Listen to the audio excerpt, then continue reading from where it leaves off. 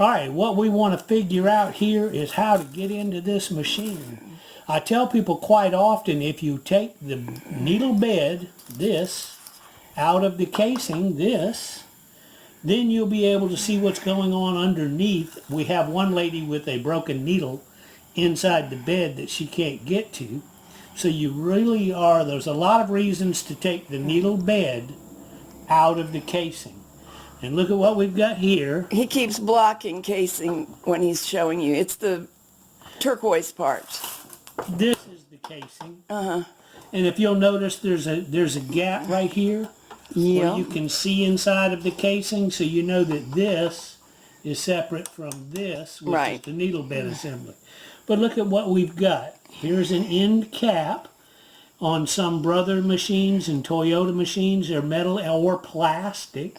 The metal ones tend to be on the vintage machines. Right. But look, this screw would have to come out, this screw, probably this screw, and we're not sure about that one. So what we need to do is take it one step at a time. We do see a line of separation right through here. He's going into all this because we can tell you exactly how to get into this model, but if you're looking at a slightly different model, these are the kinds of things to look for. What do you need to do for your machine? Now here's a screw right here if the camera can see. Yep, we got it. For the latch.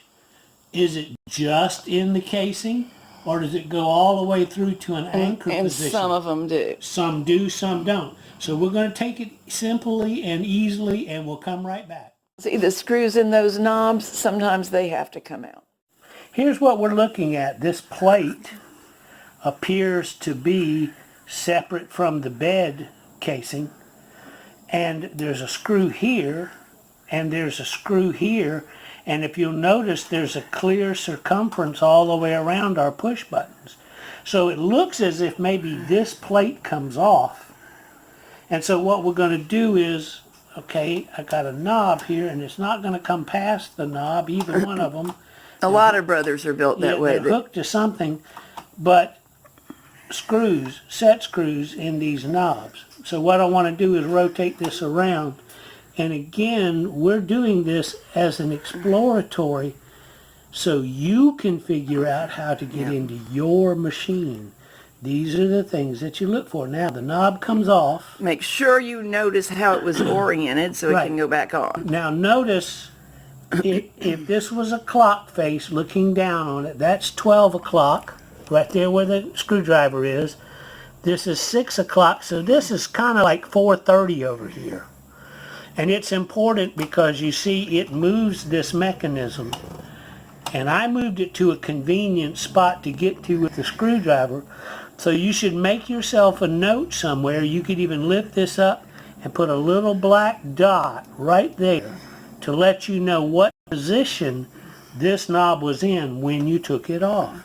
We're going to do the same thing here. This one only moves away from me, so I'm going to come back to this position. As close to you as you can get. And if you'll notice, this one has an indicator built into the knob, and there's a little black dot right there. So we're on the left-hand dot when we loosen this set screw.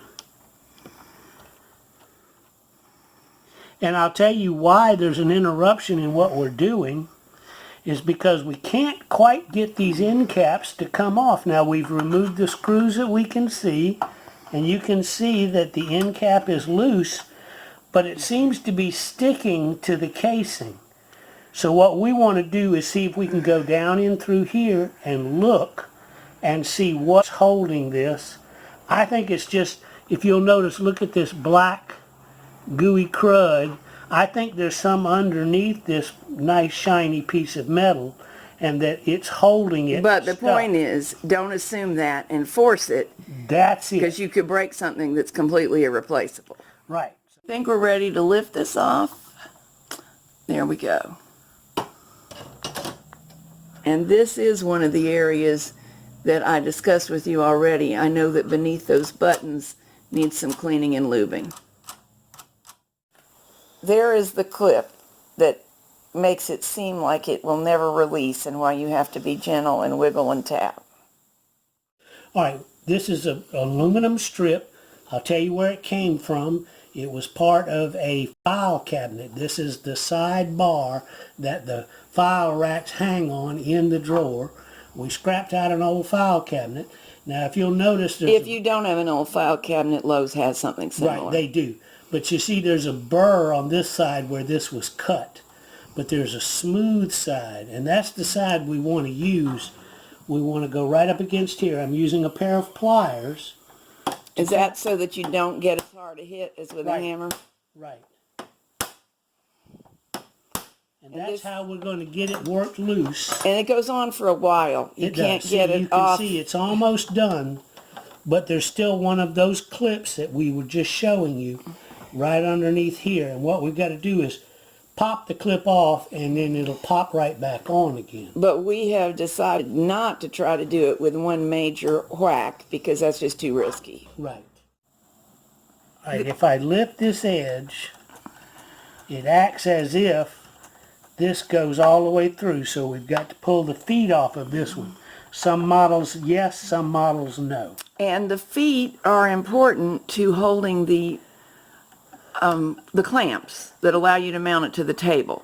And just a point of reference, these feet are the same height from the bed, front and back.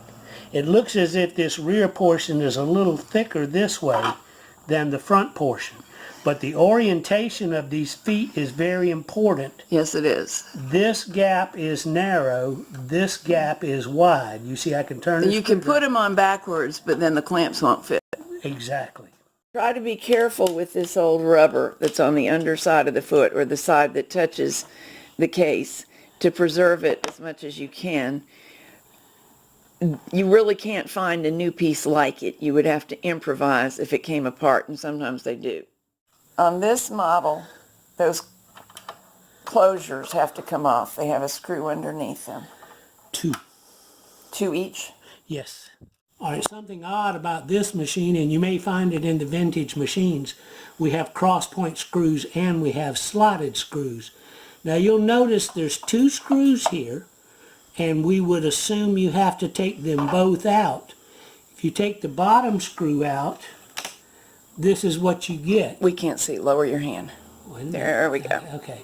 This is what you get. This is the tension plate for the latch, and it comes with the bottom screw. It's what makes it snap into place. Okay.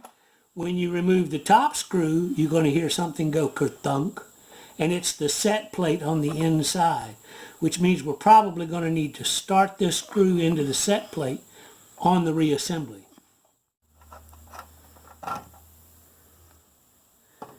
That one. Oop, you got crud in there. Me? Well, this wasn't my crud. No. This was the previous owner's crud. We now have crud in there. All right, this is a clip. This is a clip. What we've done is loosen this casing all the way around, but you can see there's a protuberance here that has to pop inside. And I remember now what happens is, see how this one's starting to slide under it? Right Yep. there, okay? And this one is not. It's because these little thin strips become distorted over time. And what we're going to have to do is reach in and gently work that loose. I'm going to attempt to show you how I get these loose. This is a dental tool with a recurved tip. Now, if you'll notice, there's a spot where we can get behind that clip bar. I can't see. Hang on. Let me. You know, when you go get a light. Okay, we're better. I just right. couldn't see through your hand at all. And then I'm going to push down, and with my other hand, I'm going to pry that strip from the inside. So you're reshaping the turquoise strip. Right. See, what's happened is this is flexing. Yeah, we don't want to keep flexing it like that because Right. metal fatigue All could right. kill it. Let me get in position without the camera looking at me. All right, I've got the tip of my tool under the turquoise strip.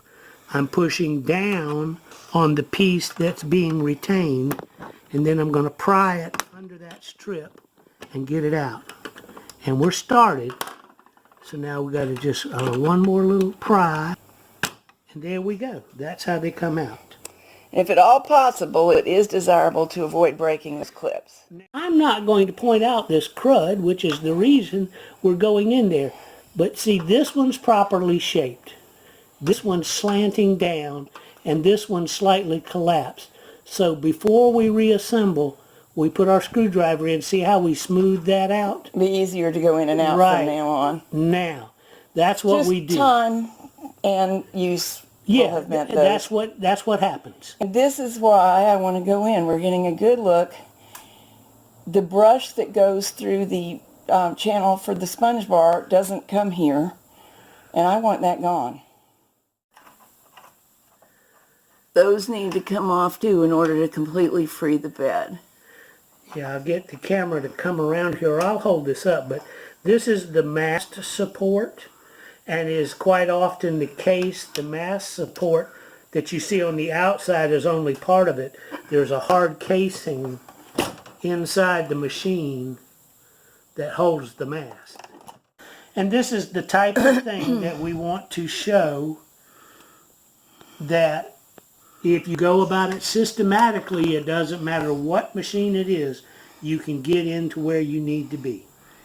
And now you can see the springs under the buttons that I suspected might be a little dirty, and I can see from all the way over here on the other side of the table that was true. But, 50 years of wear and tear and you'd be a little dirty too.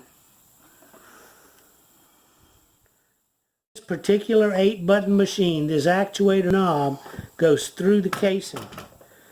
And now what you'll find is, see, it won't slide out till you lift the forward edge of the bed, and then it slips out if you wiggle it a little. Well, not exactly slips, but it is possible to get it out. There we go. There we go. The pieces that clunks when you unscrew from there. What did you say the proper name is? That's a nut plate. Collect any nut plates that were left inside so they can be replaced later. And here's another reason for cleaning. Of course, the dirt that's down there in the case is not in the works of the machine. But as you put it back on the shelf and take it up and down, it can move around, so I need to mop that out too. This is the case. We're cleaning it up before putting the machine back in. You will notice almost all of it looks terrific. The area where we had that sticky foot also had corrosion and rust inside the case.